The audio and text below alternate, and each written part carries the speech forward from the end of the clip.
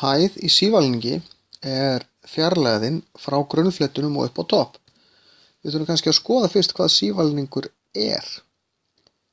Sívalningur er fyrirbæri, rúmfræðilegt fyrirbæri með hring sem grunnflöt og myndar síðan, þetta er svona eins og bara kókdós.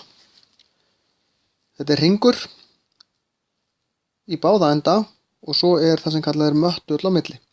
Hæðin er sem sagt vegalengdin hingað og hérna á milli. Þetta er hæðin. Ef við ætlum að reikna rúmmál á svona sívalningi þá þurfum við hæðina.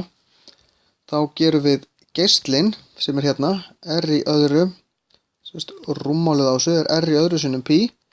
Það er í raun flatarmálið á grunnfletinum sinnum hæðin. Ef við ætlum að reikna síðan yfirborðsflatarmálið á sívalningnum þá þurfum við að taka möttulinn sem er hæðin sinnum ummálið á hringnum, því að við klippum á þetta, til dæmis hér, þá getum við opnað þetta eins og blað. Þá er þetta önnur lengdin og þetta hin. Þannig að þá þurfum við að gera tvisvar geislinn sinnum pi. Þá erum við komin í raun og veru með ummálið á hringnum sem er önnur hliðin á möttlinum sinnum hæðin. En þá erum við bara með möttulinn, síðan þurfum við að gera tvo hringi sem er